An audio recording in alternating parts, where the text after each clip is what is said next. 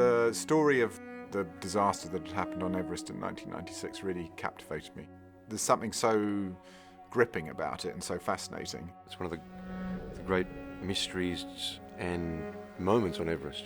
Anybody who climbs anywhere in the world knows that and has theories and opinions on what happened. And there is a sense of responsibility in terms of doing justice to it. Everyone associated with this film has been deeply concerned about its authenticity and honoring the characters. We filmed in Kathmandu and actually all the way up to almost 16,000 feet near the base of Everest. So that was very, very authentic. We were in the place where it happened. There was a natural progression which I think really helped us all get into our parts. The foreignness of Nepal, the religion, the music, the sounds, the food, and then you get out into the mountains. Looking at one of the most spectacular views I've ever seen. I just saw a village up there, frozen waterfall right there, one of the most incredible valleys I've ever seen right there. I just went through the town of probably the kindest people I've ever experienced. Pretty cool, man.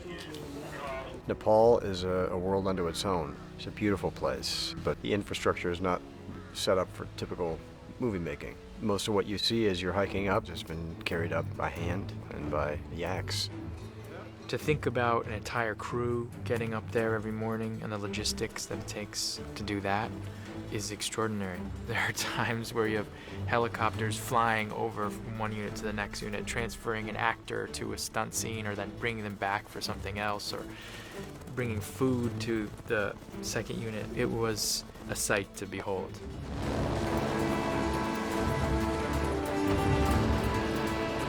I've calculated we had over 190 to 200 individual helicopter landings in the approach to Mount Everest.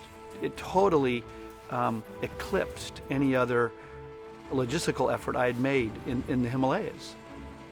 I don't think anybody really knew the magnitude of what we had to put in place. When we got to Kathmandu, we couldn't get to the mountains, so we were all sitting in the airport, and after like 2 days we were a day and a half behind. So then we had to sort of batten down everything and just get up to the mountains and shoot our way out. Seeing the crew up there on the mountain every day was the part that really kind of blew me away. I think we were like 15,000 feet, and that's pretty high, man. It was hard to breathe. You would walk and you'd take 15, 20 steps, you're like... It's so hard to walk there. People don't realize, even in the hills up towards Everest, you get this mountain sickness, and it's just like every step is like 3 times harder than at home. It was dangerous, or going up to the memorial and going too high too fast and having altitude sickness. So you have a camera guy sitting there, and he's starting to feel like he has the most severe flu he's ever had, and you're trying to do another scene, but you don't even know your name because you're so altitude sick. The crazy thing is, you're feeling those headaches and you're feeling all that pain at night and in the morning, and yet you can't wait to jump back in the helicopter and go up and see the most amazing things you've ever seen, and then realize that you're still only halfway to the top of Everest, and you feel like that. If you look right through that gap, there's the summit of Everest. It is 100% real. It gives the film an absolute grounding, and because we shot it at the beginning, the actors got that too, so they had a recent, immediate experience of trekking up towards base camp that they could then use for the rest of the film. We're 2,000 feet, 600 vertical meters to Camp 4. It's roped all the way. So I know you guys can do it, okay? I want you to enjoy yourselves. This is going to be a nice walk up the hill. After leaving Nepal, we moved straight to northern Italy, in Valsenales, right on the border between northern Italy and Austria. There's only very few places you could go to that were going to match the rock and the landscape under the bright blue skies, because that intensity of light at Everest is what we were hoping for. Valsenales was a really amazing place. It's very cold, it's windy. A lot of times you don't have to act, you're just trying to stay on the mountain during scenes. Yeah, these are pretty windy, blustery conditions. It's blowing about, up to 40, 50 kilometers an hour on site here at times. Pretty miserable. A lot of fresh snow blowing around. The temperature is 7.7 degrees centigrade. We have wind that's gusting from 10 to 15 to 20 kilometers per hour. So it's really hard on exposed hands and exposed flesh, especially for the camera team and the grips that have to grip bare metal. It's just kind of like Arctic filming conditions. It took them 3 days to get the wind machine up, and when it came to it, we didn't need the wind machine. It was brutal. It was serious with avalanche warnings and, you know, having to move and our sets getting buried and Sherpas having to dig them out, and yet, you know, we persevered and we got some hardcore stuff. Pull out, right, back, overtakes him. Boom. It's the wind. We had this phrase that I said, you know, please no acting, you know. We are going for the visceral, but the reality of it, not putting on a character, being somebody on a mountain. We do takes on this movie, 15-minute long takes. You know, Balthazar likes to roll and likes us to experience the elements and has pushed us in that way. I love that. Getting as close as you can come to the real thing is always fascinating.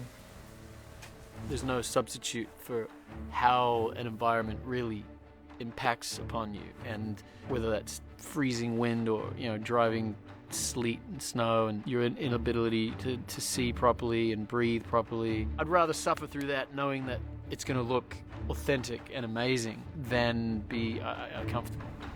Deep breath. People get bored of nice times, you know. That's like sitting in the sun for 2 months. You just get bored, you know. First day of shooting, minus 30 Celsius. I mean, you could hardly think it was so cold, you know. You get through it in a weird way, you know, and it looks great on film, you know. Breath coming out of them and the coldness in their faces. You have to come together when you're uncomfortable. You have to, you know. And there was enough chaos on the set and chaos in the mountains that we all came together. We were on an expedition. We were a team, you know, from day one. We bonded very quickly. I mean, I can honestly say that I made friends on this, and I know for a fact that they will be friends for the rest of my life. And I think a lot of that has to do with the fact that we really went through something together, you know? You see the personalities of the characters come out, but you also see the actor behind it going through a massive amount of emotions. And in my own way, I got to watch these actors go through a trajectory of severe emotions. Hey, listen, mate, I've checked twice. Okay, I'm telling you, they're only half full. Okay. It was an immersive experience, and I think that's what people enjoyed. You know, we're able to get through the tough hours and you know, and the length of the shoot and the difficulties. These types of films and these types of shoots don't come around very often. So, you know, we all went off on a very big adventure together. We all had a very good time. We had a really good time together, and it's not like a usual film set. If you're going to make a movie about people climbing up the highest mountain in the world, you need some sort of rugged individual to be the leader of that. Balthazar Kornmaker is the perfect mix for the movie. There is a fearlessness to him. He wants this movie to be massive. He wants this movie to feel dangerous. He wants you to feel exhilarated in the process. Yet at the same time, there's a huge beating heart underneath it. That looked good. That's the best one. I call Balt the horse because he's like the strong man, you know. He's extremely competitive, works so hard. He's not going to put you through anything that he wouldn't do himself. He's a great leader in that aspect. I trained a lot myself, bicycling in a snowstorm at home, you know, like just getting myself into physical and mental state of being able to sustain focus through this kind of adventure. His approach is so sort of gung-ho. He really doesn't want to hear that you can't do something. And I think the fact that he was an actor first and foremost before he became a director, his sense is like, you know, I've been an actor. I know what it's like, and let's just do it. He's really interested in not just what he thinks he needs, but what the actors might bring beyond what he thinks he needs. So we're encouraged to bring something new on every take. And once he has what he needs, roll a couple more times and see if things come out that he might think were more interesting than things that he might have thought could be part of the scene. And cut! For me, in the end of the day, Everest is a metaphor for any kind of ambition. Whether it's making movies or whatever it is, you know, this is the most clearest picture of that. There's only been one other movie before this film that I've made in my career that the environment of shooting has been similar to. And beyond anything, even more so than the movie itself, the relationships we have all made together have been incredible. This movie, this mountain, deserves that.